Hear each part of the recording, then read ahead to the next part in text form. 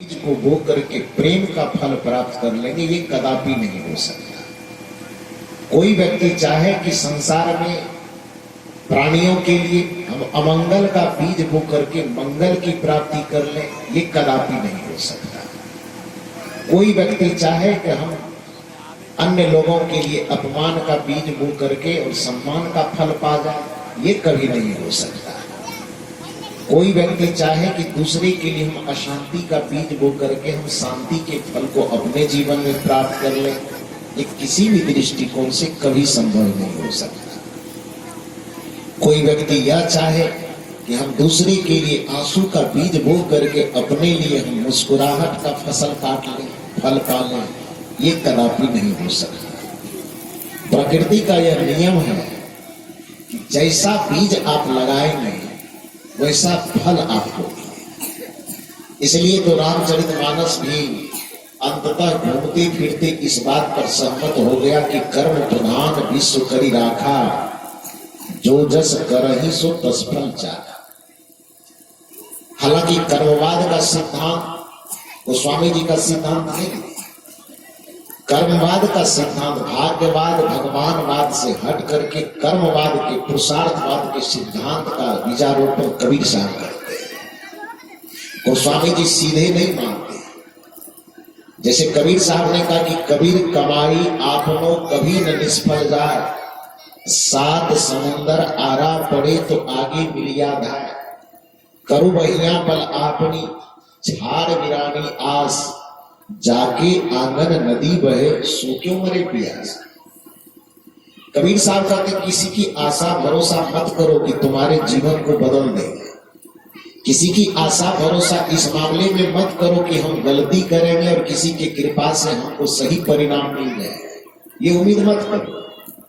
संसार में कर्म फल का सिद्धांत अकाट सिद्धांत, जिसको महर्षि चाणक्य ने अपनी भाषा में सजाते हुए कहा, यथा धेनु सहस्त्रेषु वत्सु गच्छति मातरम तथा यच कीर्तन कर्मम कर्तारम अनुगच्छति। कि जैसे हजारों गायों के बीच में एक बछड़े की मां को छिपा करके भी बांध दिया जाए, अब बछड़े की गर्दन से रस्सी खोल दी जाए तो बच्चा दौड़ते दौड़ते कहां जाएगा, अपने मां के पास जाएगा। हम सब यहाँ किसान वर्ग के लोग बैठे हुए हैं, कल्पना कीजिए कि आपके दरवाजे के बगल में खेत में मैदान में 1000 गाय बंधी हुई और आपके दरवाजे पर अभी 6 महीना पहले एक गाय ने बछड़े को जन्म दिया है। उस बछड़े के गर्दन में भी रस्सी बंधी है और गाय के भी गर्दन में रस्सी बंधी हुई है। उस गाय को खूंटे से खोल करके ले जाइए, 1000 गाय के बीच में छिपा दीजिए। अब थोड़ी देर के बाद दरवाजे पर जो बछड़ा है उसके गर्दन से रस्सी को खोल दीजिए, वो बछड़ा उछलते कूदते कहां जाएगा, अपने मां के पास। हो सकता है कि मां को ढूंढने में कई गायों के पास भटकेगा जरूर, अटकेगा। भटकना और अटकना दोनों में अंतर है। हजारों गायों के पास ढूंढने के कर्म में वह बछड़ा भटक सकता है, लेकिन धीरे धीरे देर सवेर आज कल परसों जितना दिन समय लग जाए मतलब उससे नहीं है, लेकिन वह रुकेगा वहीं जाकर के जहां पर उसकी मां होगी। महर्षि चाणक्य कहते हैं कि यथा धेनु सहस्त्रेष, जिस प्रकार हजारों गायों के बीच में वत्स गच्छति मातरम, उसका बच्चा अपने माता के पास जाकर के ही रुकेगा, तथा यच कीर्तन कर्मम कर्तारम अनुगच्छति, ठीक उसी प्रकार से कर्ता के द्वारा किए गए कर्म का फल देर सवेर उसके पास जाकर के उसको मिलेगा। इससे कोई उसको बचा नहीं सकता है। इसलिए कबीर साहब कहते हैं यदि सुख की उम्मीद करते हो तो कभी संसार में किसी के साथ बुरा व्यवहार मत करो। यदि संसार में सुख चाहते हो तो कभी किसी का अपमान मत करो। संसार में यदि सुख चाहते हो तो कभी किसी की निंदा मत करो। संसार में यदि भला चाहते हो तो कभी किसी का बुरा मत करो। ये हमारी सनातन संस्कृति की शिक्षा यही है। पता नहीं लोगों ने कबीर साहब की शिक्षा को सनातन संस्कृति से अलग करके क्यों देखा, ये मेरे समझ में नहीं आता। अच्छा करने पर ही अच्छा मिलेगा, ये कबीर साहब का तो कथन है। क्योंकि बुरा करने पर भगवान किसी के साथ बुरा कर दे और बैठ करके हम भगवान का भजन करें तो भगवान हमको अच्छा कहां से दे देगा? क्या देगा? भगवान क्या है? बच्चे का खिलौना कि किसी को रुला दिए, किसी को सता दिए, किसी को पीड़ा दे दिए, और भगवान को 4 ठो लड्डू चढ़ा दिए, भगवान हमारे फेवर में आ जाएगा? कैसे आ जाएगा? यदि किसी के साथ बुरा करने पर भगवान यदि 2 लड्डू चढ़ाने के कारण हमारे फेवर में जजमेंट देता है तो वो भगवान तो फिर एक भ्रष्टाचारी पदाधिकारी से बेहतर कहां हो सकता है? 4 लड्डू खाने से भगवान ने अपनी नियति यदि बदल दे तो फिर तो वैसा हो जाएगा कि बच्चे को आता के सामने में बच्चे को थोड़ा नाच करके दिखाओ तो बच्चा गदर नहीं नाचेंगे। बड़े लोग कहते अच्छा चॉकलेट देते हैं, दिखाओ और चॉकलेट के लालच में बच्चा है। जो आप कहते हैं गा के सुनाओ कि नाच के दिखाओ कि कविता सुनाओ, जो सुनना जो करवाना चाहते हैं 2-4 चॉकलेट के लालच में बच्चे से करवा लेते हैं कि नहीं करवाते हैं ना?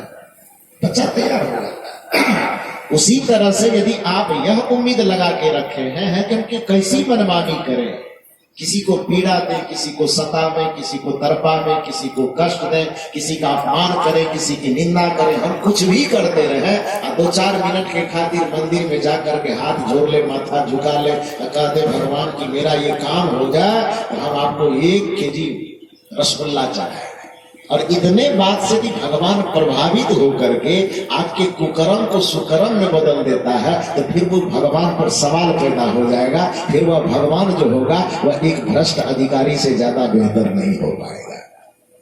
लेकिन भगवान ऐसा करता नहीं। भगवान एक नियम है, भगवान भी उस नियम के दायरे में रहता है जिसको यजुर्वेद में कहा गया है कि ऋतस्य तंतु विततम, कि पूरे सृष्टि का संचालक, पूरे सृष्टि का विकार ऋत के नियमों से, अनुशासन के नियमों से गुथा हुआ है। ऋतस्य तंतु विततम, पूरा प्रकृति ऋत के तंतुओं से बना हुआ। तंतु समझते? ये कपड़ा बना हुआ, ये कपड़े में क्या है? धागा है। धागा आड़े तिरछे करके बुना हुआ ही तो है। अंतर इतना है कि कोई स्वेटर बुनता है तो हाथ से बुनता है, कपड़े को बुना गया है तो मशीन से बुना गया है, इतना ही ना। धागा रूपी तंतु से जब आड़े तिरछे करके मशीन के द्वारा इसको एक दूसरे से कस दिया गया है तो ये धागा का तंतु क्या बन गया है? कपड़ा बन गया है। यजुर्वेद कहता है, ऋग्वेद कहता है कि ऋतस्य तंतु विततम। ऋत का मतलब अनुशासन होता है वेद की भाषा में। वेद के व्याकरण में ऋत का अर्थ करेंगे तो ऋत का अर्थ होता है अनुशासन, ऋत का अर्थ होता है सदाचार, ऋत का अर्थ होता है नियम, ऋत का अर्थ होता है मर्यादा। ऋतस्य तंतु विततम, ये पूरा वितान, वितान में प्रकृति, पूरा प्रकृति मंडल ऋतस्य तंतु विततम, ऋत के धागाओं से, नियम, अनुशासन और मर्यादा के धागा से गुथा हुआ है। उस ऋत के अनुशासन के नियम से कोई पार नहीं जा सकता, चाहे वो आदमी हो कि चाहे उस संसार में भगवान ही क्यों ना आ जाए। आदमी हो, देव हो, दानव हो, भगवान हो, शैतान हो, कोई भी यदि इस संसार में आया है तो प्रकृति के नियमों से कोई व्यक्ति पार नहीं जा सकता है। और प्रकृति का नियम यही कहता है कि 4 वेद जो शास्त्र में, 4 वेद 6 शास्त्र में बात मिली है 2, सुख देवे सुख होता है, दुख देवे दुख हो, यही प्रकृति का नियम है, इसे कोई टाल नहीं सकता। यदि आप अपने जीवन में मंगल चाहते हैं तो दूसरों के जीवन में अमंगल पैदा करना छोड़ दीजिए। आप अपने जीवन में यदि शांति चाहते हैं तो दूसरे के जीवन में अशांति को बोना छोड़ दीजिए। अशांति को बोने वक्त यदि आपको लगता है कि हमको कोई देख नहीं रहा है तो भजन में हम लोग गाते हैं, भलाई कर भला होगा, बुराई कर बुरा होगा। यदि भला करोगे तो भला होगा और बुरा करोगे तो बुरा होगा। प्रकृति का न्याय है। भलाई कर भला होगा, बुराई कर बुरा होगा। कोई देखे या ना देखे, खुदा तो देखता होगा। भलाई कर भला होगा, बुराई कर बुरा होगा। भलाई करोगे तो भला। अब आप कहीं खुदा देखता होगा, भगवान आप मिल के बैठा है। भगवान कहो, खुदा कहो, शब्दों का केवल अंतर है। जैसे कोई पानी कह दे, वाटर कह दे, क्या अंतर है?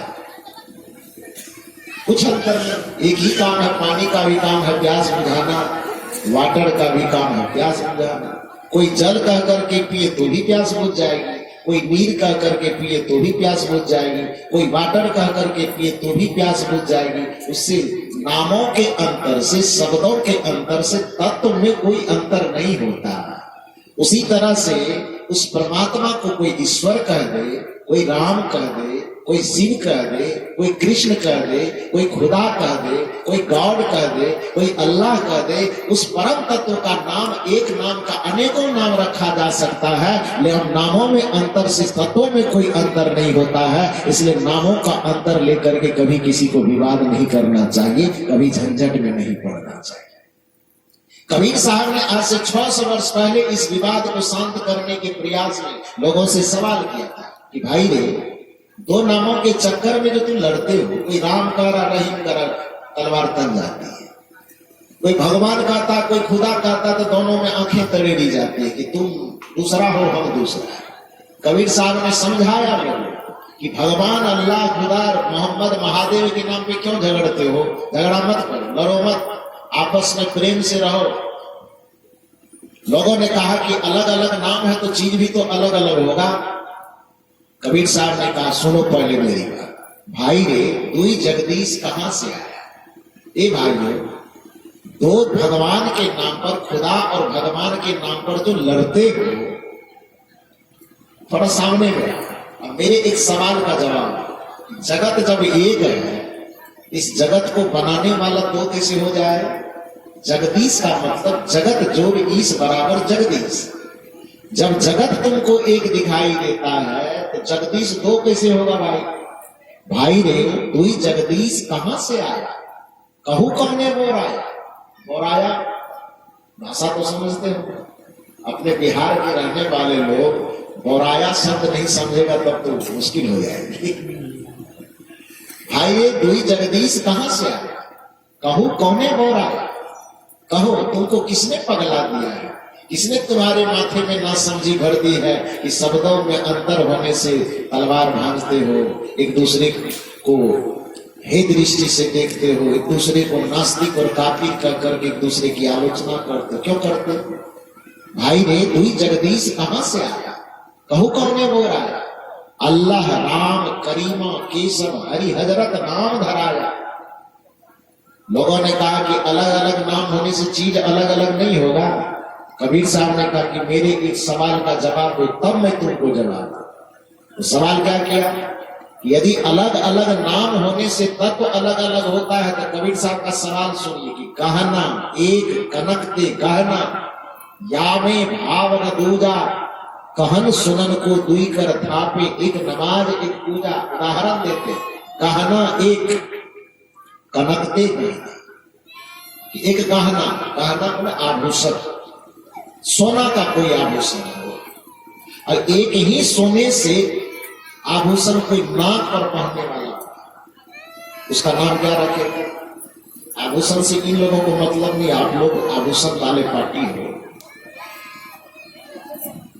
तो आप ही लोग बताओ कि सोना की दुकान पर गए, एक सोना का, कबीर साहब कहते गहना, गहना माना आभूषण, कौन चीज का? कनक दे गए, कनक मन सोना। तो एक सोना की दुकान पर आप गए, अब ये सोना, और उस सोना से आप नाक पर पहनने वाला बनाए, उसका नाम क्या रखते हैं? बोलो ना थोड़ा सा। आरक्षण लिए हो खाली मुखिया बनने के लिए कि बोलने के लिए? इतना दिन से तो सब को आपको चुप रखा ही है। सरकार थोड़ा थोड़ा मदद कर रहा है कि बोलो, तो सत्संग में भी कम से कम बोलो। और उम्मीद है कि खाली यहीं पर ला जा रही है। मैं तो एक बात बताओ, जितने धीरे धीरे सत्संग के पंडाल में बोलते हो, अपने पति से सास से बात करना हो तो कितने धीरे धीरे बोलती हो? बोलती हो? वहां तो इतना जोर से बोला जाता है, लगता घर का छप्पर उड़ जाएगा। इतना विवाद कह घर में करती रहती है। भगवान भी करता, एक कहानी हम लोग कहा करते हैं। आप लोग मुस्कुरा रहे हैं, भुक्तभोगी है क्या? सब भुक्तभोगी। कहा जाता है कि एक बार ब्रह्मा जी ने कहा कि पृथ्वी पर कोई महामारी आई और बाढ़ वगैरह आया, बाढ़ सूखने के बाद पूरा गंदगी जमा हो गई। तो ब्रह्मा जी ने दुनिया में जितना कौवा था उसको बुलाया अपने, और कौवा से कहा कि देखो जी, आदमी तो तबाह हो ही गया है बाढ़ से, महामारी से, तो आदमी सफाई नहीं कर पाया। ऐसा है कि दुनिया में इतनी गंदगी फैल गई कि तुम्ही लोगों को कुछ काम करना पड़ेगा। जाओ संसार की सभी गंदगी को साफ करो। कौवा को आदेश दिया। तो ब्रह्मा जी का आदेश पा करके कौवा आता है। सिवान भी आया हो पता नहीं, देखे हो आप लोग, लेकिन आया जरूर। जब संसार में भेजा तो सिवान संसार से तो बाहर नहीं है। तो कौवा आया और उसके बाद अपने अपने हिसाब से दुनिया की समस्त गंदगियों को खत्म किया, लेकिन एक घर की गंदगी को खत्म नहीं किया। तो जब कौवा सब संसार से गंदगी खत्म करके लौटा तो ब्रह्मा जी ने पूछा कि सब गंदगी खत्म हो गई? कहा कि हाँ, सब गंदगी खत्म हो गई। ब्रह्मा जी अपना ध्यान लगा के देखा तो कहा एक घर में तो गंदगी बची रह गई, वहां क्यों नहीं गया? किसकी ड्यूटी थी उधर? खोज खबर लिया। ब्रह्मा जी उस व्यक्ति को बुलाया। वो व्यक्ति भी शिकायत लेके गया कि महाराज हमसे क्या गलती हुई, जब पूरे संसार की गंदगी को खत्म करने का आदेश आपने इन कौवों को दिया तो दुनिया भर की गंदगी खत्म कर दिया, हमारे घर में छोड़ दिया। क्या गुनाह किया, क्या गलती हुई, आपसे क्या दुश्मनी हमारी? तो ब्रह्मा जी ने कहा सही बात है, ये भी संसार में रहता है, इसके साथ हमने क्यों किया? जब सबका साफ किया तो इसके भी घर का करना चाहिए। तो उन कौवों ने कहा कि महाराज इसमें गलती हमारी नहीं है। कहा क्यों? कहा इसलिए कि हम दुनिया में कौवा क्यों माने जाते हैं? रंग मेरा भी काला है, कोयल का भी काला है, लेकिन कोयल को सब सम्मान करते हैं और कौवा को निंदा इसलिए करते हैं, मार करके इसलिए भगाते हैं क्योंकि उसकी आवाज बड़ी कर्कश है। रहीम कवि ने कहा कि कागा काको धन हरे, कोयल काको देत, मीठी वाणी बोल के जग अपनों कर ले। बसंत का महीना आया है। इस महीने में सुबह सुबह में कोयल यदि किसी बगीचे में एक जगह कुहकती है तो बताइए कि सुबह सुबह में कितने बच्चों के मुंह से कोयल की आवाज निकलेगी ना, उसका नकल करना। बच्चे की बात तो छोड़िए, कदाचित कोई बुजुर्ग व्यक्ति भी रास्ते में सुबह सुबह टहलने के लिए निकला है तो उस समय वो भूल जाता है उस कोयल की आवाज को सुन करके कि हम बच्चा है कि बूढ़ा है, और बूढ़ा भी कभी कभी उस कोयल के सुर में सुर मिला करके कुहकने लगता है। कुहकता है कि नहीं? रहीम कवि ने कहा कि कागा काको धन हरे, कौवा भला किसका धन हरता है? किसी का नहीं। कोयल काको दे, कोयल किसको जमीन देता है? 10 कट्ठा, किसी को नहीं देता है। लेकिन फिर भी कौवा को सब आदमी लाठी डंडा ढेला लेकर के हमेशा भगाना चाहता है। अब सगुन मान कर क्या बोलो, यदि कोयल कहीं मिल जाए और उसके कुहकने की आवाज सुने तो दूर से सुन करके आदमी तो आनंद लेता ही है, कदाचित उसके कान तक स्पष्ट स्वर आता तो खड़ा होकर के आदमी उसके सुर में सुर मिला करके थोड़ी खुशियां मना लेता है, मनाता है ना। रहीम कवि कहते हैं कि कोयल का कागा काको धन हरे, कोयल काको देत, मीठी वाणी बोल के जग अपनों कर ले। इसलिए संतों का निवेदन है कि मीठा सबसे बोलिए, सुख उपजे चहुओर, वसीकरण यह मंत्र है, तजिए वचन कठोर, कठोर वचन का परित्याग करो। क्योंकि नीति यह कहती कि जिस व्यक्ति को मीठी वाणी बोलने के लिए आता है, तो सड़क के किनारे यदि मिर्ची का, तीखा मिर्ची होता है, तो तीखा मिर्ची का भी दुकान लगा दे, और उसको यदि मीठा बोलने आता है तो सड़क के किनारे बैठ करके मीठी वाणी बोल करके तीखा लगने वाला मिर्ची को भी आसानी से बेच सकता है। लेकिन जिसको बोली में मिठास नहीं है, बोली में कड़वाहट है, वो यदि रसगुल्ला का भी दुकान लगावे तो उसका रसगुल्ला बिकेगा नहीं, रसगुल्ला सड़ जाएगा। इसलिए मीठी वाणी का प्रयोग करना चाहिए। जीवन में कुछ लाभ अर्जित करना चाहते तो सबसे पहला चीज आप मीठी वाणी का प्रयोग करना सीख लीजिए। ये संत महात्मा को आप इतने दूर दूर से बुलाते, क्या है इसके पास, क्या देता है, कौन सी देता है, भागलपुर कहाँ है, सिवान कहाँ है, किस लिए बुलाया? इतना दूर से ये रिश्ता जो बना है, किस चीज का रिश्ता? आदरणीय बिरजानंद बाबू, पता नहीं यूट्यूब से कब से सुनते होंगे, मैं तो आया हूं पहली बार यहाँ पर सिवान की धरती पर। यूट्यूब पर प्रवचन को सुनते थे बराबर, आप लोग भी मौका लगे तो सुना कीजिए। संत श्री अभय साहब जी के नाम से यूट्यूब चैनल है, उसमें बहुत सारे भजन और प्रवचन है, उसको सुनिए। तो इन्होंने पता नहीं कई साल से सुनने होंगे, सुनते सुनते सुनते सुनते अब वो वाणी का ही तो प्रभाव है, इसके दिल में इतना प्रभाव पड़ा कि खोजते खोजते स्थान पता तो मोबाइल में निकलता ही है, उसके आधार पर ये एक साथी को और लिए और खोजते खोजते भागलपुर जहां मैं रहता हूं आश्रम चले गए। मेरा ऐसा स्वभाव है कि मैं जल्दी किसी से मिलता नहीं, मुझे एकांत में रहना ज्यादा प्रिय है।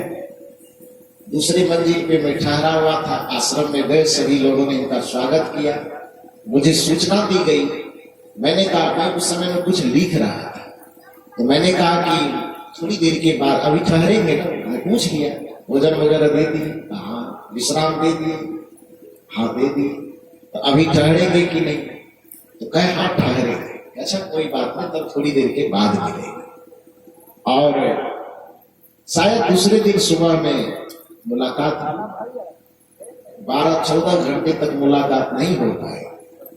दूसरे दिन शायद संभवतः मुलाकात हुई और वहां पर उन्होंने दीक्षा लिया और उसके हृदय में जो वो उद्गार देखी, वो भाव देखी, ऐसा नाता जुड़ा, ऐसा अपनापन जुड़ा कि वह अपनापन इनको तो खींच करके भागलपुर ले ही गया, हमको भी वहां नहीं छोड़ा, भागलपुर की धरती से खींच करके यहाँ लाए और इतने बड़े समाज से हमको जोड़ देने का इन्होंने काम किया। इसको बहुत बहुत साधुवाद है। ये एक दूसरे के प्रति जो खिंचाव, ब्लड का रिलेशन न होने के बावजूद भी आज इतने बड़े समाज यहाँ पर बैठे, इतने बुद्धिजीवी लोग बैठे हुए हैं, किस चीज के कारण? मीठी वाणी बोलिए, सुख उपजे चहुओर, अब वशीकरण यह मंत्र है, तजिए वचन कठोर। घर में, परिवार में, जहां कहीं भी आप शांति का पहला बीज बोना चाहते हैं तो सबसे पहले कठोर वाणी का परित्याग कीजिए। मीठा बोलिए, थोड़ा नरम बोलिए, धीरे बोलिए। नीति भी कहती कि सत्यम ब्रियात प्रियम ब्रियात, सत्यम प्रियम अप्रियम न ब्रियात, कि सत्य बोलो लेकिन ध्यान रहे प्रिय बोलो। यदि कोई सत्य हो और वह अप्रिय हो तो उसको न बोला। सत्यता के साथ साथ प्रियता मिली मिली हो, इस बात का ध्यान हमेशा रखना चाहिए। यदि स्वर्ग को धरती पर उतारना चाहते हो, यदि स्वर्ग जाने के लिए, तो खैर सर हमारी संस्कृति इतनी उदार बन गई है। और संस्कृति की तो बात छोड़ो, पेपर ये कार्ड छापने वाले इतने उदार बन गए हैं कि जब भी किसी व्यक्ति का शरीर छूटता, चाहे जुआरी हो, व्यभिचारी हो, कदाचारी हो, भ्रष्टाचारी हो, शराबी हो, जुआ, कोई भी हो, जब भी कोई आदमी मरता है, कार्ड छपवाने वाले के पास जैसे पहुंचता है, तो कार्ड छपवाने वाले का फर्मा 21 हो बना हुआ है। अपार दुख के साथ सूचित किया जाता है कि मेरे फलाने का इतना तारीख क्या हो गया, दूरबीन लगा के देख रहा था वो प्रेस वाला, देख रहा था कि यहाँ से डायरेक्ट स्वर्ग में पहुंचा है। अब दुनिया में जितने आदमी मरते हैं कार्ड के अनुसार में, सबका जब स्वर्गवासी होता है तो नरक तो पूरा खाली हो गया। स्वर्ग में इतनी भीड़ हो गई होगी ये आदमी का सांस लेना बड़ा मुश्किल होगा कि नहीं। अच्छा, एक बात ये मेरे समझ में आज तक नहीं आई है कि जब लिखता है कार्ड में कि स्वर्गवास हो गया तो उसके आगे में अपार दुख का है लिख देता है।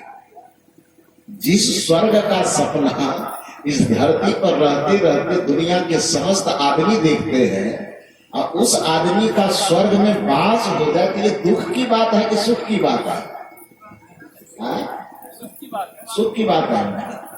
इस पर थोड़ा विचार करना चाहिए कि एक तरफ तो लिखता है कि हमारे पिताजी का क्या हो गया, स्वर्ग में वास हो गया एकदम कंप्लीट, और दूसरे तरफ ये लिखता है कि अपार दुख के साथ अरे स्वर्ग में वास हो गया। और कोई विधायक कहे कि हम विधानसभा अपार दुख के साथ सूचित करते हैं कि हम विधायक बन गए, तो बड़ा अनर्थ वाली बात बन जाएगी। विधायक बनना सुख की बात है ना, दुख की बात कहाँ से होगी? कोई मुखिया बन जाए, वार्ड बन जाए, पंचायत समिति बन जाए, तो ये सुख की बात है ना। किसी अच्छे चीज की प्राप्ति हो जाना ये सुख की बात होगी, दुख की बात नहीं। तो जब हिंदू सनातन संस्कृति में स्वर्ग को एक अच्छा चीज माना गया है और आपने ही वर्णन किया है कि हमारे पिताजी का इतना तारीख को क्या हो गया, स्वर्ग में वास हो, कन्फर्म है आपकी नहीं है? यदि कन्फर्म है कि सीधे स्वर्ग में वास हो गया है तो फिर उस स्वर्गवास के साथ में अपार दुख आपने क्यों लिखा? इसका मतलब स्वर्ग की प्राप्ति में भी व्यक्ति को दुख होता है। इसका सीधा सा अर्थ यह है कि आपने कागज पे खाता वहीं पे लिख तो डाला है कि स्वर्गवास हो गया है, लेकिन मन में कंफ्यूज है कि पता नहीं नरक के वास हुआ है क्या। इसीलिए आपका दुख होता है। कार्ड वाला जबरदस्ती लिख दिया कि स्वर्गवास, खैर जो भी हो, मरने के बाद स्वर्ग पाने की बात सच हो झूठ हो उसको हम बहस नहीं करेंगे, लेकिन यदि जीते जिंदगी अपने जीवन में स्वर्ग चाहते हैं, सुख का आ जाना ही स्वर्ग का आ जाना है। आपके जीवन में शांति का आ जाना ही स्वर्ग का आ जाना है। आपके जीवन का चैन से गुजर बसर होना, प्रसन्नता से मुस्कुराते हुए जीवन जीना, यही आपके जीवन में स्वर्ग का आगमन होना है। और यदि अपने जिंदगी में आप स्वर्ग को उतारना चाहते हैं तो उसका फॉर्मूला ये संत देते हैं।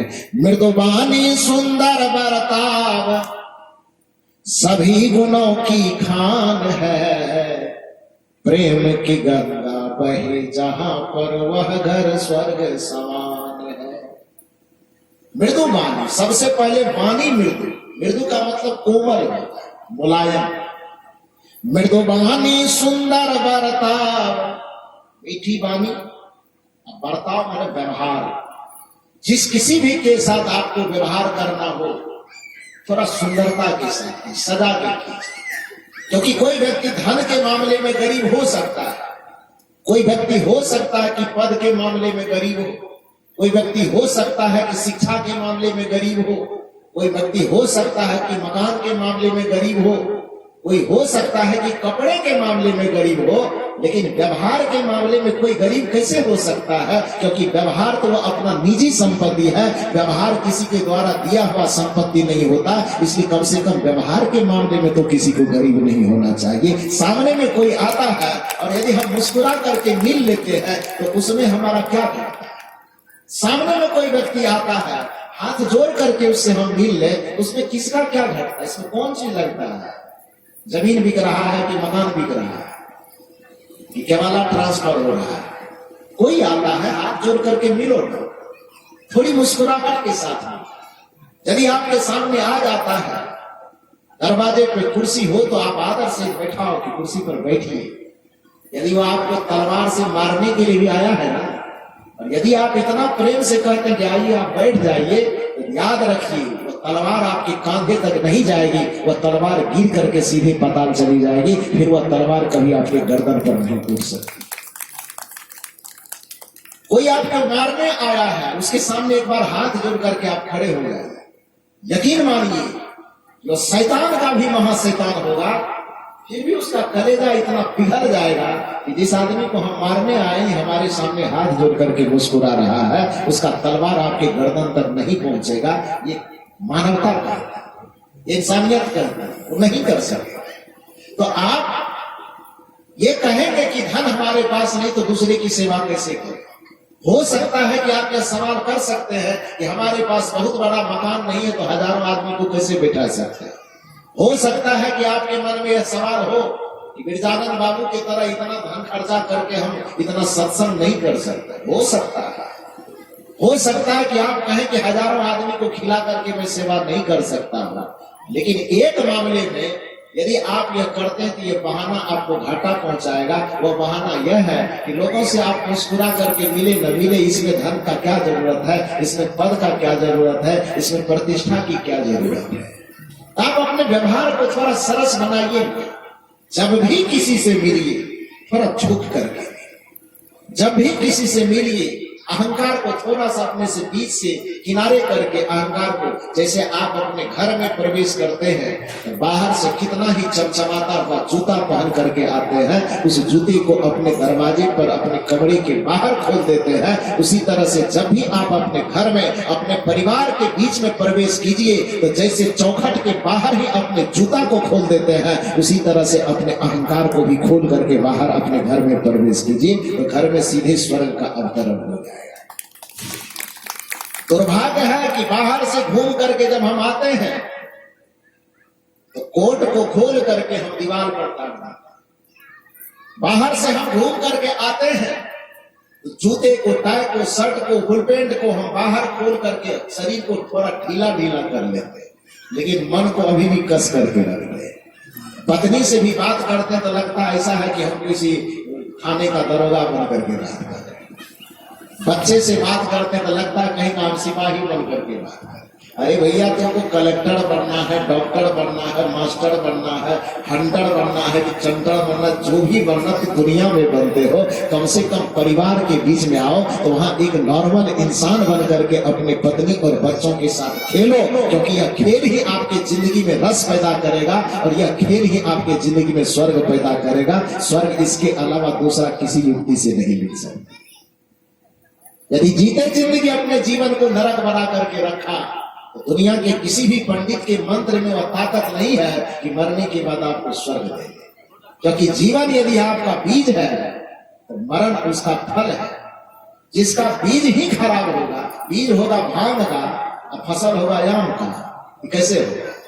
कबीर साहब ने इसीलिए तो सवाल पैदा किया कि करे बुराई सुख चाहे कैसे पावे कोई, रोपे पेड़ बबूल का, बबूल का पेड़ लगाया, बीज बोया, सवाल यह है कि आम कहां से हो। बबूल का बीज लगाने वाले को आम कभी नहीं मिलेगा। उसी प्रकार से जिसने अपने जीते जिंदगी पूरे जीवन को नरक बना करके जिया है, मरने के बाद दुनिया का कोई खटिया तकिया, कोई मंत्र जंत्र आपको स्वर्ग नहीं दे पाएगा। इसलिए अपने जीवन को स्वर्ग बनाएंगे और जीवन को स्वर्ग बनाने का सूत्र यह सत्संग का मंच आपको देता है, ये संत महापुरुष देते हैं। मृदुबानी सुंदर बर्ताव सभी गुणों की खान है, प्रेम की गंगा बहे जहां पर वह घर स्वर्ग समान है। प्रेम की गंगा बहे जहां पर वह घर स्वर्ग समान है। तो वाणी मीठी हो, व्यवहार में सरसता हो, हृदय में प्रेम भरा हुआ हो, तो फिर अलग से स्वर्ग खोजने की जरूरत कहां से पड़ेगी? आपका जीवन जहां रहेगा वही स्वर्ग रहेगा। तो मैं कहानी सुना रहा था, कौन चिल्ला? कौवा सफाई करने के लिए। तो ब्रह्मा जी ने उस व्यक्ति की भी शिकायत सुनी कि ब्रह्मा जी मेरी क्या गलती है कि सब कौवा को भेजे तो पूरी दुनिया को साफ कर दिया, पूरी दुनिया की गंदगी साफ हो गई, मेरा घर क्यों बच गया अकेला? ब्रह्मा जी ने कहा ये शिकायत तो सुनने के लायक है। कौवा को बुला के इधर आ, क्यों छोड़ दिया इसको? कौवा का जो सरदार था उसने कहा कि हुजूर बात ऐसी है कि हम कौओं की बिरादरी बस इसी बात से पहचाने जाते हैं, जैसे रंग तो कोयल और कौवा का एक ही जैसा होता है, लेकिन सिर्फ भाषा के अंतर से वो कोयल है और हम कौवा का भाषा के कारण है। और मेरी आवाज की पहचान है कि हमेशा कर्कश कै करते रहते, इसलिए हम कौवा का। तो हम तो जाते थे सब जगह साफ करते करते, उस घर पे भी हमारी नजर पड़ती थी कि जाना है उस आंगन में उतरना है, और उस घर के चारों तरफ जो गंदगी पसरी हुई है उसको भी साफ करना है। लेकिन जितना बार हम उस घर में उतरने की कोशिश किए, उतना बार उस घर में रहने वाले जो भी पति पत्नी सास ननद भौजाई जो भी रहता होगा, वो आपस में लड़ करके इतना कै करती थी कि हमको लगता था घर में तो पहले से 10 ठोकुआ है, तो अकेले हमको जाने की क्या जरूरत है। मतलब समझे कि नहीं समझे कि हम कौवा कटियाने के चलते तो कौवा है। जब भी हम कोशिश करते थे कि हर जगह सफाई कर ही दिए, एक घर क्यों बाकी रहेगा, और उस घर में उस आंगन में उतरने की कोशिश करते थे, तो चाहे सास हो ननद हो देवरानी हो जेठानी हो पति हो पत्नी, इतना कटियाता था आपस में। कटियाना माने चिल्लाना, कांव करना, झगड़ा करना, झंझट करना, तू मैं करना, इतना ज्यादा करता था कि जब भी हम उतरने की कोशिश करते थे, मेरे समझ में आती थी कि हमारे बिरादरी के 10 ठो पहले से वहां मौजूद है, अपने से गंदगी की सफाई कर लेंगे, हमको उतरने की क्या जरूरत। जिस घर में झगड़ा होता हो, जिस घर में परिवार में एकदम चिचियाहट कटियाहट हमेशा होती रहती हो, उस घर में यदि एक कौवा तक उतरना पसंद नहीं करता है, तो आप सोचो कि उस घर में लक्ष्मी और सरस्वती उतरना कैसे पसंद करेगा। जिस घर में जिस दरवाजे पर कौवा तक बैठना पसंद नहीं करेगा, उस घर में और दरवाजे में भगवान आना कैसे पसंद करेगा, धन आना कैसे पसंद करेगा, विद्या आना कैसे पसंद करेगी। तो अपने घर में दरवाजे में परिवारों में यदि विद्या सरस्वती लक्ष्मी सबको आप अपने घरों में उतारना चाहते हो, तो सबसे पहले अपने वाणी को कोमल करो, व्यवहार को सरस करो, तभी जाकर के आपके जीवन में कुछ सरसता आएगी, आपके घर में परिवार में कुछ उन्नति और तरक्की आएगी। तो जीवन में मंगल लाना सब चाहता है, लेकिन मंगल लाने लायक काम कोई नहीं करता। बीज लगाइए मंगल का, फल भी मंगल ही मिलेगा। बीज लगाइए शुभ का, फल भी शुभ ही मिलेगा। बीज लगाइए सुख का, फल में सुख ही मिलेगा। और यदि आपने किसी के साथ बुरा किया, तो फिर वह बुराई लौट करके आपके पास आएगी। एक गुना नहीं, जैसे बीज एक लगाने पर फसल उसका 10-20 मिलता है ना। कोई गेहूं का बीज खेत में एक ठो लगा, 6 महीने या 3 महीने के बाद जब फसल काटने जाएगा, तो फसल में जो दाना मिलेगा एक ही मिलेगा, ज्यादा मिलेगा। यदि आपको यह लगता है कि बुराई का बीज कोई नहीं देख रहा, वो बुराई का बीज कैसे मिलेगा, तो ये गलत सोचते हैं। क्योंकि बुरा करने के वक्त में भले ही आपको लगता है कि वह छिपा हुआ कोई देख नहीं रहा है, लेकिन प्रकृति का यह नियम एक समय में आके चिल्ला के कहेगा। एक उदाहरण मैं आपको देता हूं। एक महात्मा जी सड़क से जा रहे थे, सड़क के किनारे में एक किसान कोई फसल का बीज छींट रहा था खेत में। संजोग ऐसा रहा होगा कि महात्मा जी भूखे रहे होंगे, खाना घर से खा करके नहीं आए होंगे, और अचानक गर्मी भी बड़ी तेज थी। एक तो भूखे पेट में उसका माथा अपने आप गर्म था, घर में भी कुछ विवाद ऐसा रहा होगा जिसके कारण उसका माथा थोड़ा उलझन में था। अब धूप की गर्मी तो लग ही रही है। 12 बजते अचानक सड़क पर से एक महात्मा जी गुजरे और उस किसान से पूछा, भैया किसान बताओ खेत में क्या बो रहे हो। किसान तो हालांकि भोला भाला ही होता है, सरल होता है, लेकिन एक बेचारा घर का झंझट वाला टेंशन, भूख का टेंशन, अब धूप की गर्मी से माथा खुद ही गर्म था। उस गर्मी के प्रभाव में किसान बेचारा थोड़ा चिड़चिड़ा होकर के महात्मा जी से कहा, क्या बोल रहे हैं, क्या बोल रहे, क्या पूछते हैं, जाइए ना दूसरे का दही चोरा पे मतलब दिखाए, क्या बोल रहे हैं नहीं बताए। महात्मा थोड़ा मुस्कुरा करके पूछे, अच्छा भैया नहीं ऐसे पूछ रहा हूं, क्या बोल रहे हो जरा सब बता दो। किसान का दिमाग यदि ठंडा होता, पेट भरा रहता, तो शायद इतनी कड़क जवाब वो न देते। लेकिन वो थोड़ा मिजाज गरम था, जिसके कारण से कड़क भाषा में 2-4 बार जवाब दे दिए। 2 बार 4 बार महात्मा के पूछने पर जब कड़क भाषा में ही किसान ने जवाब दिया, किसान भैया रुको रुको, मत बताओ, अरे जानना भी नहीं है हमको। लेकिन एक बात याद रख, आज मैं दर्जनों बार तुमसे पूछने की कोशिश कर रहा हूं कि खेत में क्या बो रहे हो। न जाने किस कारण से तुम छुपाने की कोशिश कर रहे हो कि नहीं बता रहे हो कि हम खेत में क्या बो रहे हैं। लेकिन एक बात याद रखो, ऋतस्य तंतु विततम, प्रकृति के नियम से पूरा सृष्टि बंधा हुआ है। 8 दिन के बाद जब दोबारा मैं इसी रास्ते से लौटूंगा, तो किसी भी व्यक्ति से पूछने की आवश्यकता नहीं पड़ेगी कि खेत में तुम क्या बो रहा था। 8 दिन के बाद जब मैं दोबारा लौटूंगा, ये प्रकृति का नियम, इस बीज का नियम चिल्ला चिल्ला करके अपने कहेगा कि 8 दिन पहले खेत में यही फसल बोया गया था। ये बिना पूछे ही दुनिया को जानकारी मिल जाएगी, किसी से पूछने जांचने की आवश्यकता नहीं पड़ेगी। पड़ती है क्या? आज किसी से कोई बीज छिपा करके बोया गया, 8 दिन के बाद उस खेत के पास से जो गुजरेगा तो किसी से पूछना पड़ेगा कि 8 दिन पहले खेत में क्या बोया गया था। तो खेत का नियम, फसल का नियम, प्रकृति का नियम अपने आप बता देगा ना जी कि क्या बोया गया था।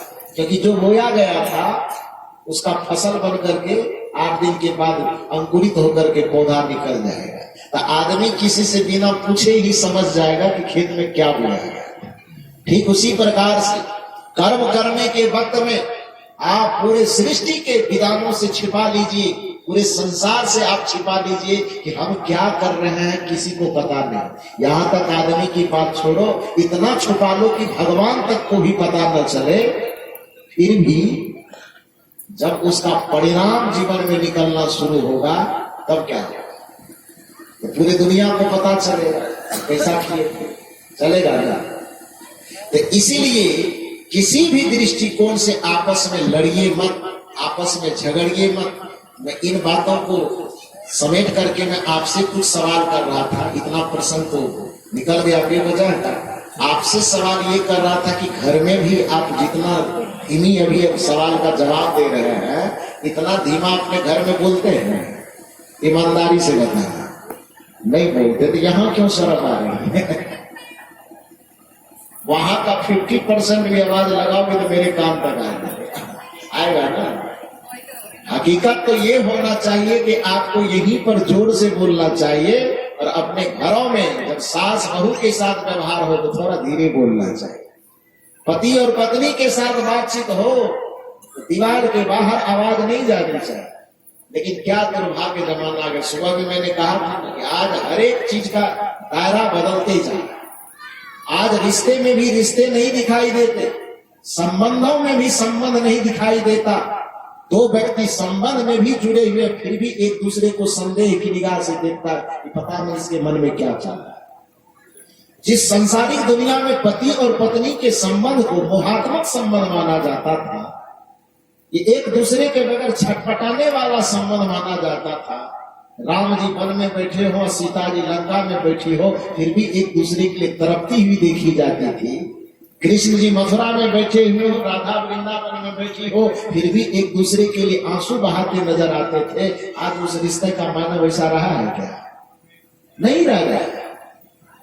ये समझ में नहीं आता है कि पिता और पुत्र का रिश्ता श्रवण कुमार वाला कहाँ चला। पिता और पुत्र का जो रिश्ता दशरथ और श्री राम जी के बीच में जो बॉन्डिंग दिखाई देती है, वो कहाँ चली गई? पति और पत्नी का संबंध जो सीता और राम के दिखाई देते हैं, पति और पत्नी का संबंध जो शिव और पार्वती का दिखाई देता है, वो कहाँ चले गए? ढूंढने पे भी वो नहीं मिलता। स्थिति क्या है? भीड़ आदमी का है, आदमी अकेला है। आदमी आज संबंधों में खड़े होकर के भी अपने आप को अकेला महसूस करता है। पहले यदि किसी परिवार में 4 भाई होते थे तो उसको लगता था कि हम दुनिया के सबसे बलिष्ठ आदमी हैं, पूरी दुनिया की कोई भी आफत हमको हिला नहीं सकती। आज की स्थिति है 4 भाई हो जाए कि 40 भाई हो जाए, बाहर से दुश्मन खोजने की जरूरत नहीं पड़ेगी। तो 40 में 39 दुश्मन पैदा होगा कि नहीं होगा? भीड़ आदमी का है, भीड़ हो गया है। और एक बात याद रखिए, भीड़ में और समाज में जो अंतर होता है, लोग सामाजिक विज्ञान में पढ़ते थे समाज किसे कहा जाता है, तो एक बच्चा ने उठ करके कहा कि भीड़ ही समाज होता है। समाज शास्त्री कहते हैं भीड़ कभी समाज नहीं, भीड़ कभी परिवार नहीं। यदि भीड़ को ही, समूह को ही समाज और परिवार कहा जाए, पंडाल में कितना लोग इकट्ठा हो गए, परिवार है नहीं। यहां तो खैर परिवार नहीं, एक समाज हम कह सकते हैं, हम एक समाज के आदमी हैं। लेकिन यदि भीड़ को ही समाज और परिवार कहा जाएगा तो रेलवे स्टेशन पर हजारों लोगों की भीड़ होती है। रेलवे स्टेशन पर खड़ी भीड़ को हम समाज और परिवार कह सकते हैं। कहीं मेला देखने गए हैं, सिनेमा देखने गए, सिनेमा हॉल में 1000 लोग बैठे, भीड़ तो इकट्ठी है, उस भीड़ को हम समाज और परिवार की संज्ञा दे देंगे। वो माता जी मुड़ी हिला रही है, और दे दे हो जाएगा क्या? मेला देखने गए कहीं पर, गंगा जी में स्नान करने गए 1 लाख लोग, जब कुंभ में गया सब लोग 50 करोड़ लोगों ने डुबकी लगाया। खैर जो भी 10 लाख 20 लाख लोग एक जगह मौजूद हो, उसको परिवार कहा जाएगा, समाज कहा जाएगा। क्यों? भीड़ तो है। भीड़ भले ही लोगों की है, लेकिन उस भीड़ में किसी की संवेदना का तार किसी से जुड़ा हुआ नहीं है, किसी के भाव का तार किसी से जुड़ा हुआ नहीं है, किसी के सुख और दुख का अनुभव किसी से जुड़ा हुआ नहीं है। तो जहां पर भीड़ तो हो, लेकिन एक दूसरे से सुख और दुख का तार न जुड़ा हुआ हो, एक दूसरे से भाव का तार न जुड़ा हुआ हो, एक दूसरे की संवेदना का तार नहीं जुड़ा हुआ हो, तो ऐसे भीड़ को भीड़ कहा जाता है, उसको समाज, परिवार और संबंध नहीं कहा जाता है। आज दुनिया के संबंधों में पति और पत्नी शरीर से तो इकट्ठे हो गए हैं, लेकिन उसके भावों का तार नहीं जुड़ता। यही कारण है कि भजन की तो बात छोड़िए, आप भी लोग फिल्मी दुनिया में गुनगुनाते हैं। कौन सा गाना? जिंदगी की राहों में रंजो गम के मेले, फिल्म का गाना है। लेकिन इसके एक एक शब्द पर विचार कीजिए तो आपकी जिंदगी की हकीकत है। ये गाना नहीं है, ये गाना आपके जिंदगी की वास्तविक स्थिति पर, आज की जो जिंदगी है उस जिंदगी का वास्तविक बयान इस गाने की एक एक पंक्ति में। जिंदगी की राहों में रंजो गम के मेले है, भीड़ है कयामत की। भीड़ केवल कयामत में विवाद पैदा करता, जितना भीड़ दिखाई देता। सोचो कि एक पति और पत्नी के रिश्ते पे कितना भरोसा होगा कि लड़का लंदन में रहता था, न्यूज तो देखते होंगे, पत्नी का जन्मदिन मनाने के लिए या शायद अपनी शादी का सालगिरह मनाने के लिए कहां से आया था? लंदन से ड्यूटी पर से लौट कर। खुशी इस बात की थी कि हम, या पता नहीं, मैं उतना बढ़िया से नहीं देख पाया हूं, उसका खुद का जन्मदिन था, जब शादी की सालगिरह थी मुझे नहीं पता। बेटी का जन्मदिन, बेटी का जन्मदिन मनाने के लिए लंदन से अपना ड्यूटी छोड़ करके आया। कितनी खुशी होगी उसको, होगी ना जी। ड्यूटी पर से घर आया और उसी के अकाउंट से, उस लड़के के अकाउंट से ही पैसा निकाल करके ड्रम भी खरीद करके लाया। जिस ड्रम में उसको रखा गया, तो पैसा जो लगाया ना ड्रम खरीदने में, पैसा किसके अकाउंट से लिया गया? उसी लड़का के अकाउंट से। उसको मारने के लिए जो चाकू खरीदा गया, वो चाकू भी उसी के अकाउंट से पैसा लेके निकाला, खरीदा गया। सीमेंट भी उसी के अकाउंट से पैसा निकाल करके खरीदा गया। और जिस रात में बेटी के जन्मदिन पर खुशी मनानी थी, पटाखे फूटने थे, हंसी और ठहाके गूंजने थे, उस रात में क्या हो गया वो बताएंगे नहीं, वो खुद सब जानते हैं। उस संबंध को क्या कहेंगे? रिश्ता कहेंगे। उस यदि पति और पत्नी बनकर के भी एक साथ वो खड़े हैं तो उसको परिवार कहेंगे। उसको समझ परिवार नहीं कह सकते हैं, संबंध नहीं कह सकते हैं, तो उसको फिर समाज तो बहुत दूर की बात आती है। ऐसे जुड़ा जो किसी व्यक्ति से है कि शरीर तो जुड़ा हुआ लेकिन दिल नहीं जुड़ा हुआ है, शरीर तो जुड़ा हुआ लेकिन संवेदना नहीं जुड़ी हुई है, शरीर तो एक साथ खड़े हैं लेकिन एक दूसरे का भाव नहीं जुड़ा हुआ है। ऐसे ही जीवन के लिए कहा गया, जिंदगी की राहों में रंजो गम के मेले, भीड़ है कयामत की। यदि भीड़ है भी तो कौन चीज के लिए है? कयामत की, आफत की, परेशानी के लिए, संकट के लिए, एक दूसरे का माथा नोचने के लिए। जिंदगी की राहों में रंजो गम के मेले है, भीड़ है कयामत की, लेकिन वास्तविकता और हम अकेले हैं। जिंदगी की राहों में रंजो गम के मेले है। आगे की कड़ी और थोड़ा लाजवाब लगेगी। कड़ी क्या कहती है? आईने के 100 टुकड़े करके हमने देखे हैं। एक व्यक्ति अपने जीवन की मंगल कामना को लेकर के, सुख की कामना को लेकर के, जीवन में प्रेम की अभिलाषा को लेकर के, अपनापन का अभिलाषा और अरमान लेकर के अपने जीवन को कई टुकड़ों में बांट लेता है। बांटता है ना, कई ऐना खड़ा कर लेता है। आईना खड़ा करने का मतलब अपने जीवन को कई रिश्तों में बांट देना। एक भाई अपने बहन में सुख खोजता है, एक पति अपने पत्नी में सुख खोजता है, एक जीजा अपने साली में सुख खोजता है, एक साला अपने जीजा में खोजता है। एक ही व्यक्ति के जीवन से न जाने कितने रिश्ते बढ़ते हैं। जितने रिश्ते एक व्यक्ति के जीवन से बटे, वह व्यक्ति उन सभी रिश्तों के आईना में क्या तलाश करता है? एक सुख, एक सुकून, एक चैन, एक शांति, यही तो तलाश करता है। परिवार के आईनों में यदि सुख, शांति, मंगल कामना उसे नहीं झलकती है तो कई मित्र की मंडली का आईना वो खड़ा कर लेता है। पान खाने वाला मित्र अलग, सिगरेट पीने वाला मित्र अलग, शिखर खाने वाला मित्र। शंकर बाबू हो बता, हालांकि सब कोई मित्र होता है। जब दारू पिलाने के लिए सिखावे मित्र के साथ, बुद्धि को भ्रष्ट करने के लिए बतावे, उसको मित्र नहीं, उसको तो दुश्मन की संज्ञा देनी चाहिए। खैर उधर नहीं जाना है। मूल बात यह समझे कि आदमी अपने जीवन के दुखों को भुलाने के लिए और जीवन में सुख को लाने के लिए पहले तो एक उसकी जो पारिवारिक आईना है, रिश्तों का आईना है, वो न जाने कितने आईने खड़ा करता है कि इससे नहीं तो उससे, उससे नहीं तो उससे। किसी से सुख की झलक मिल जाए, पत्नी से नहीं मिलेगा तो बेटा से मिलेगा, बेटे से नहीं मिलेगा तो बेटी से मिलेगी, बेटे बेटी से नहीं मिलेगा तो पोता पोती से मिलेगा। उम्मीद यही न करता है।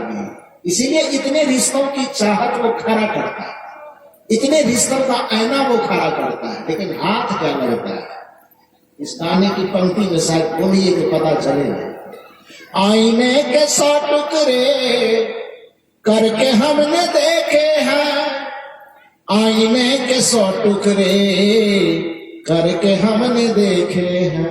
हम लोग नहीं देखे, विभाग आप लोगों का है, हम लोग तो अकेले हैं लेकिन ये विभाग आप लोगों का है। आप लोग अपने जीवन में सुख की तलाश करने के लिए रिश्तों के सैकड़ों आईने आपने खड़ा किया। आईने के 100 टुकड़े करके हमने देखे हैं, लेकिन परिणाम क्या निकला?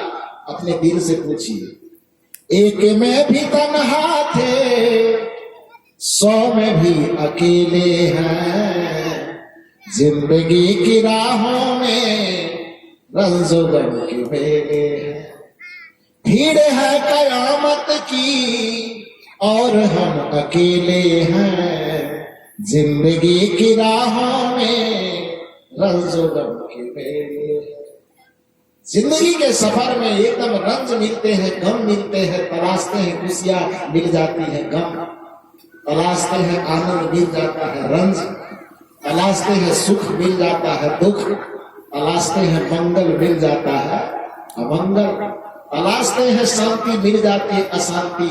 इसके पीछे का कारण क्या है? इसके पीछे का कारण यह है कि जैसा फसल हम चाहते हैं वैसा बीज हम नहीं बोना चाहते। कबीर साहब कहते तू आम का फसल तो चाहते हो, लेकिन बीज जब लगाने की बारी आती है तो तू कांटों का बबूल का ही बीज लगाता है। भला यह करने के बाद करे बुराई सुख चाहे, कैसे पावे को रोपे पेड़ बबूल का आम कहां से हो। किसी भी भगवान की पूजा कर रहे हो, कौन मंदिर में जा रहे हो, कौन तीर्थ कर रहे हो, कौन व्रत नहा रहे हो, इससे कोई मतलब नहीं। करते हैं आप करिए, जो नहीं करता है नहीं करे, कोई फर्क उससे नहीं पड़ता।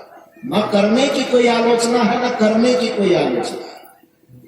करता है कोई मंत्र जपते हैं, आप अपने जगह जपते रहिए, लेकिन इतना बात याद रखिए, यदि आपका कर्म बिगड़ा हुआ है तो चाहे आप कितना भी मंत्र जपते हो, मंत्र जपने का कोई लाभ नहीं मिलेगा।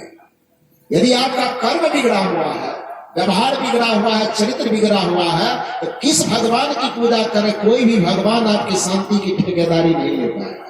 यदि आपको लगे, कबीर साहब का कथन ये नहीं कि आप मंदिर मत जाओ। लोगों ने कहा कि कबीर साहब मंदिर की आलोचना करते हैं।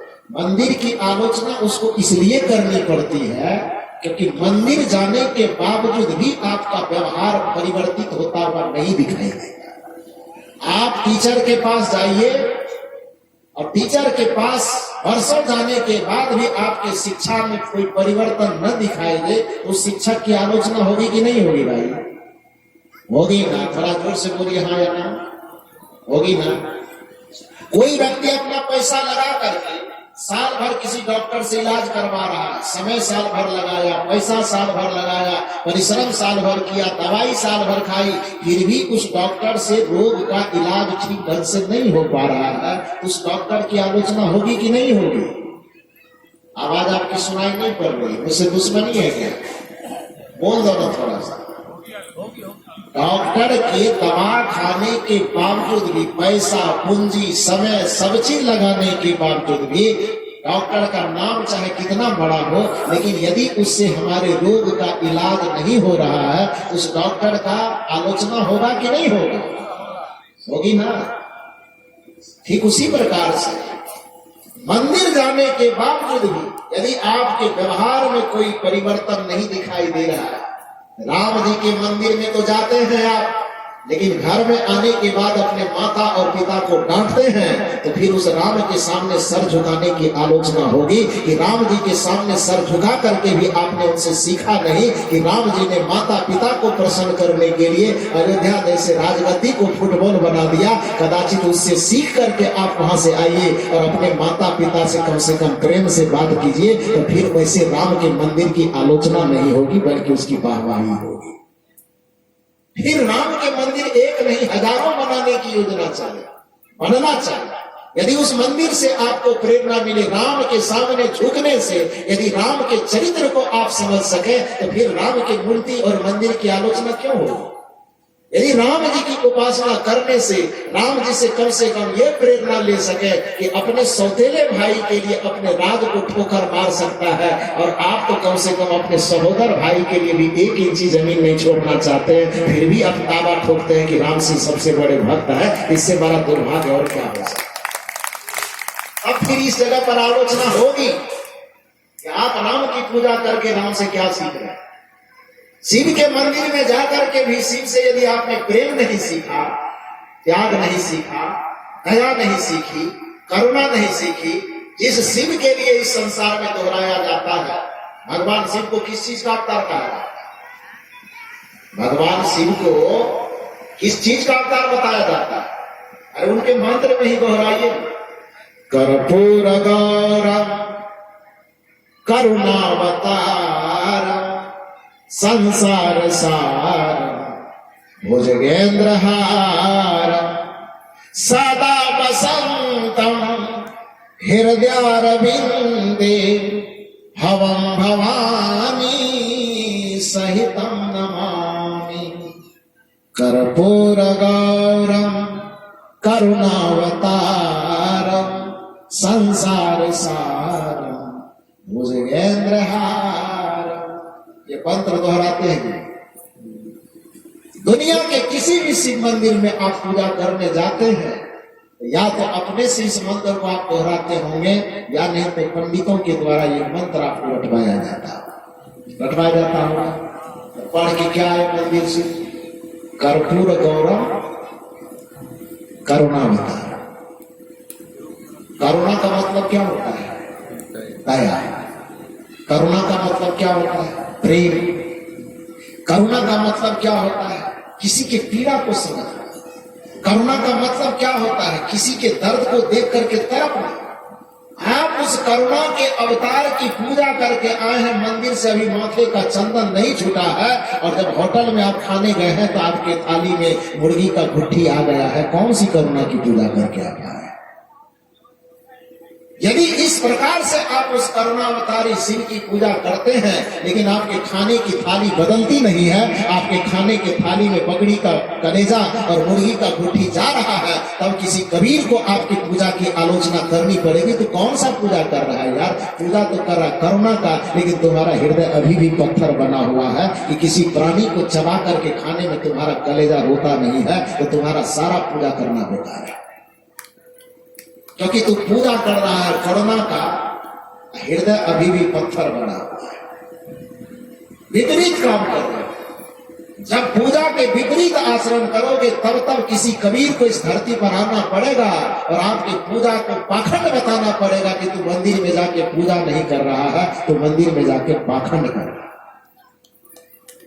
राम की पूजा करना गलत नहीं है, बल्कि श्री राम की पूजा, यह बात आपको सीखनी चाहिए कि मंदिर में जाए, श्री राम के सामने सर झुकाए, तो श्री राम जी का जो गुण है वो हमारे अंदर आना चाहिए।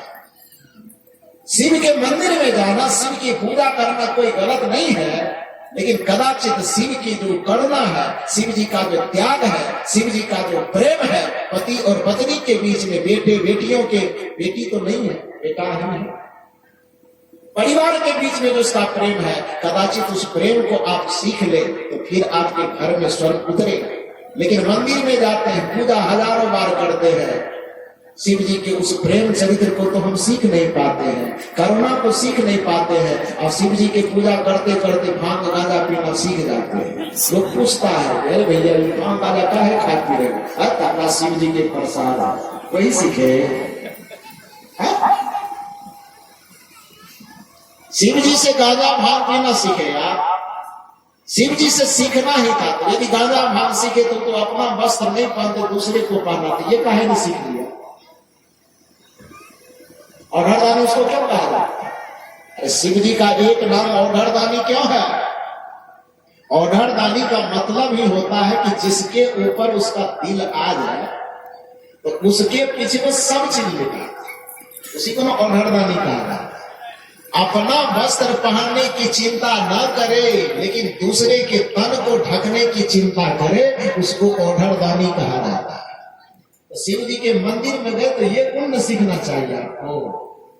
पूजा तो कर रहे हैं ऐसे व्यक्ति का जो अपने तन को ढकने की परवाह छोड़ करके दूसरे के तन को ढकने की कोशिश करता है, जो अपना घर बसाने की चिंता छोड़ करके दूसरे के घर को बसाने की चिंता करता है। पूजा ऐसे व्यक्ति का करके आए हो, और समाज में जब आए हो तो दूसरे की झोपड़ी को उजाड़ने के पीछे दौड़ते हो, तब तुम्हारे पूजा की आलोचना होगी कि तुम गलत पूजा कर रहे हो।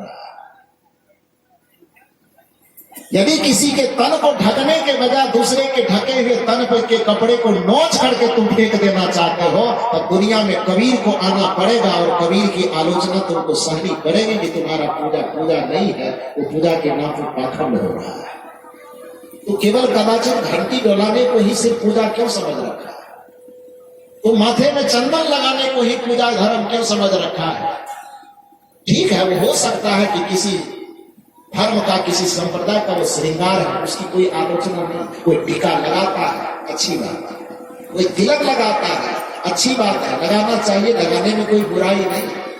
कोई माला पहनता है, कोई मंदिर में खड़े होकर के घंटी बजाता है, वो अपने अपने संप्रदाय का, अपने अपने धर्म का एक शोभा है, एक श्रृंगार, एक संस्कार है, उसकी कोई आलोचना नहीं। लेकिन आलोचना तब करनी पड़ेगी जब वो सारा काम करने के बावजूद भी आपके व्यवहार में कोई नैतिकता नहीं झलक रही है, आपके व्यवहार में माता पिता के प्रति आदर नहीं झलक रहा है, आपके व्यवहार में परिवार के प्रति प्रेम नहीं झलक रहा है, तब फिर भगवान की पूजा का, भगवान के भक्त होने का खंडन किया जाएगा। और ऐसा खंडन केवल कबीर को नहीं करने की जरूरत है, ऐसा खंडन दुनिया के हर एक समझदार को करना पड़ेगा।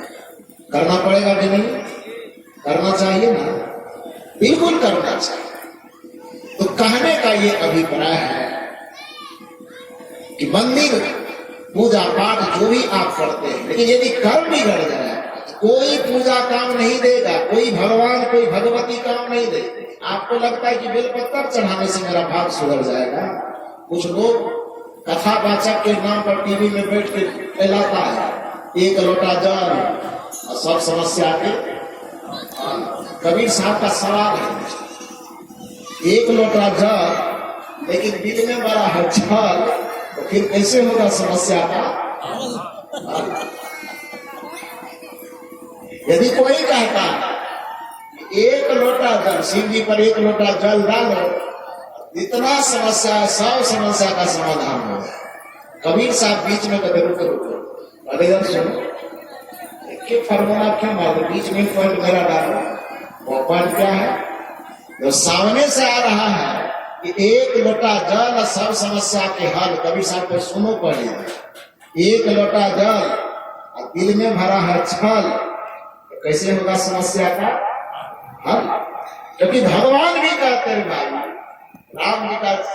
राम जी से किसी ने पूछा कि आप इस दुनिया में किसको अपनाते हैं, किसके घर में किसके दिल में जाना पसंद करेंगे? राम जी से सीधा सवाल, बीच में किसी अलान दलाल की जरूरत नहीं, सीधे राम जी खड़े हैं।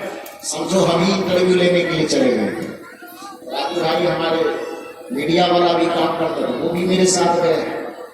राम जी सामने में खड़े हैं और श्री राम जी से सीधा सवाल किया गया कि आप किसके घर में जाना पसंद करते हैं, किसको अपना भक्त मानते हैं, किसको अपने से सीने से लगा करके रखते हैं और किसके सीने में आप निवास करते हैं? राम जी ने कहा बड़ा अच्छा किया कि सीधे सवाल करने के लिए आ गया। दूसरा कोई रहता तो उलझा देता, मंदिर में जाने वाला मेरा भक्त होगा, चादर ओढ़ने वाला मेरा भक्त होगा, मेरे नाम का टीका लगाने वाला मेरा भक्त होगा, तो मेरे नाम पर तीर्थ करने वाला मेरा भक्त होगा। राम जी ने कहा मैंने अच्छा किया कि डायरेक्ट हमसे ही सवाल किया, सुनो सवाल का जवाब। राम जी ने कहा मेरा माला माना जाना सो मोहि पावा। राम जी ने कहा कि जो घंटी बजाएगा सो मोहि पावा। राम जी ने कहा कि सुबह शाम जो मुझे अगरबत्ती दिखाएगा वही मुझे पावा। श्री राम जी ने कहा कि मेरे नाम पर चादर ओढ़ करके जो बात साल में एक बार तीर्थ यात्रा करने जाएगा, अयोध्या में जाकर के माथा झुकाएगा सो मोहि पावा। राम जी ने सीधा सा उत्तर दिया मेरा माला माना जाना सो मोहि पावा। मोहि कपट छल छिद्र भावा। जिसके हृदय में छल कपट प्रपंच ईर्ष्या द्वेष, एक दूसरे के प्रति जलन, एक दूसरे के प्रति क्रूरता, एक दूसरे के प्रति ईर्ष्या भरी होगी, वो पूजा पाठ और धर्म के नाम पे चाहे कितना भी कर्मकांड करता रहे, लेकिन वो मुझे कभी प्रिय नहीं हो सकता। और जो व्यक्ति भले कहीं कुछ करे न करे, जाए न जाए, आए न आए, लेकिन अपने व्यवहार को सबके प्रति उदार बना करके रखता है, अपने हृदय को निर्मल बना करके रखता है और अपने हृदय में कभी छल कपट प्रपंच ईर्ष्या द्वेष को नहीं आने देता है, वो भक्त मुझे आसानी से प्राप्त कर सकता है। ये राम जी का दर्शन है, ये राम जी का कथन है। यही चिंतन को कबीर साहब बताना चाहते। पूजा करते हो लेकिन व्यवहार तुम्हारा बिगड़ा हुआ तो पूजा कोई काम नहीं। इसको तो ऐतिहासिक सांस्कृतिक अध्ययन से भी आप समझ सकते हैं भाई। यदि आपको ये लगता है कि आचरण मेरा कितना भी बिगड़ा रहे, हम मंदिर में जाने से हमारा कर्म सुधर जाएगा, एक बात मैं सवाल करता हूं, आप बहुत से बहुत पूजा करेंगे तो क्या चढ़ाएंगे? फूल चढ़ाएंगे, बेलपत्र चढ़ाएंगे, गंगा जल चढ़ाएंगे, इतना ही ना परिश्रम करेंगे। ज्यादा से ज्यादा सुल्तानगंज में, तो हमारे जिला में पड़ता है, अगर सुल्तानगंज से पानी भरेंगे 105 किलोमीटर देवघर जाएंगे और वहां जल अर्पित करेंगे, इतने में पूजा करेंगे। रावण आपसे कम पूजा करता था कि ज्यादा? बोलिए हिरण्याकश्यप जो पूजा करता था आपसे कम करता था कि ज्यादा? दुनिया के जो राक्षस का नाम जानते हैं आप, जिसको विनाश करने के लिए भगवान को आना पड़ता है, शास्त्रों के कथा अनुसार देखने नहीं गए थे दूरबीन लगाकर, लेकिन कथाओं में, शास्त्रों में, पुराणों में जो वर्णित है, उन वर्णितों में जिन जिन दानवों का नाम आप जानते हैं, उन दानवों के जीवन को अध्ययन करके देखिए तो आपसे वो कम पुजारी था कि ज्यादा? ज्यादा था। इतना बड़ा पुजारी था कि तपस्या, घोर तपस्या करते करते डायरेक्ट भगवान को सामने उतारा। तभी भगवान आता था, क्या कहता था? वरदान मांगो। क्या वरदान चाहिए? कहता था कि जितने राक्षसों को आप देखते हैं पुराणों में, दानवों को, उन दानवों के जीवन का इतिहास यही बतलाता है कि वो तपस्या कर करके जितना देवता है सबसे उन्होंने क्या हासिल किया? शक्ति हासिल किया ना। खास करके न दिन में मरो, न रात में मरो, न अग्नि में मरो, न पानी में मरो, न घास में मरो, न पताल में मरो, न आदमी से मरो, न जानवर से मरो। मतलब मरने का हर एक रास्ता वो बंद करवा लेता था, करवाता था ना। तो बिना पूजा कर ले, तो पूजा करता होगा ना जी। और लोग का नाम नहीं जानते हैं। हिरण्याकश्यप को तो जान भी करते हैं, रावण को जानते हैं, कंस को जानते हैं। तो भगवान का जो पूजा करता था मंदिरों में जाकर के, वो आपसे ज्यादा करता था कि आपसे कम? फिर भी भगवान को उसके विनाश करने की जरूरत क्यों पड़ी? पूजा उनके जीवन में था, माला उसके जीवन में था, तिलक उसके जीवन में था, पूजा पाठ रावण का। आज भी रावण को इतना चलाने के बावजूद भी बड़े बड़े मंदिरों में जब शंकर जी का पाठ होता है तो किसकी रचना के पाठ होता है? रावण के ही स्रोतों का पाठ होता है ना। तो सोचे कि कितना बड़ा विद्वान होगा वो, कितना बड़ा ज्ञानी होगा वो, कितने बड़े पुजारी होंगे वो, कि भगवान भी उसके घर जाने के लिए तैयार है। ठीक है, चलो हम हिंदुस्तान छोड़ करके जाते हैं, तुम्हारे साथ में चलो, कैलाश छोड़ देंगे। अपने निवास को छोड़ करके उसके ही घर में जा करके बसने की स्थिति ला दिया रावण ने। इतनी बड़ी पुजारी बने वो, लेकिन फिर भी उस रावण का विनाश हुआ। कारण क्या? कारण था कि पूजा को तो उन्होंने जीवन में शामिल कर लिया, लेकिन अपने चरित्र को संभाल करके नहीं रख पाया, अपने कर्म को संभाल करके नहीं रख पाया। तो जिस भगवान की वह पूजा करता था, उस भगवान को भी उसके विनाश में शामिल होना पड़ा, उसका विनाश करने के लिए खड़ा होना पड़ा। इससे कबीर साहब का सिद्धांत यही प्रकट होता है, कबीर साहब का दर्शन यही प्रकट होता है कि चाहे तो पूजा करो, कि पाठ करो, कि ध्यान करो, कि भजन करो, कि इधर करो, कि उधर करो, कुछ भी करो, लेकिन यदि अपने कर्म को संभाल करके आप नहीं रखा तो फिर आपके विनाश को इस धरती पर कोई नहीं रोक सकता है। यही कबीर साहब समझाना चाहते हैं। इसलिए कुछ भी करो, लेकिन कुछ करने से पहले अपने कर्म को सुधारो। यही सदगुरु कबीर साहब का दर्शन है। तो आप यदि जीवन में मंगल चाहते हैं तो दूसरे का अमंगल करने वाला कर्म करना छोड़ दीजिए। आप जीवन में यदि भला चाहते हैं तो दूसरे का बुरा करने वाला कर्म छोड़ दीजिए। आप यदि शांति चाहते हैं तो दूसरों के लिए अशांति पैदा करने वाला कर्म करना छोड़ दीजिए। आप यदि प्रेम चाहते हैं दुनिया से तो दुनिया में नफरत को पैदा करने वाला कर्म करना छोड़ दीजिए। आप यदि दूसरे से सम्मान चाहते हैं तो दूसरे का अपमान करने वाला कर्म करना छोड़ दीजिए। आप जीवन में यदि स्वर्ग चाहते हैं तो दूसरों के जीवन में नरक होने वाला कर्म करना छोड़ दीजिए। आप यदि जीवन में प्रेम और मुस्कुराहट चाहते हैं तो दूसरे के आंख में आंसू घोलने वाला कर्म करना छोड़ दीजिए। आप यदि अपना भला चाहते हैं तो दूसरे के जीवन में बुराई का बीज बोने वाला कर्म करना छोड़ दीजिए। यही सदगुरु कबीर साहब का दर्शन है, यही कबीर साहब का सत्संग है, यही सदगुरु कबीर साहब आपको समझाना चाहते हैं। आप लोग इतना देर तक शांतचित्त होकर के धैर्य पूर्वक मेरे विचारों को सुना, इसके लिए आप सबों को बहुत बहुत साधुवाद, बहुत बहुत धन्यवाद देते हुए अपनी वाणी को विराम देता। एक भजन हमारे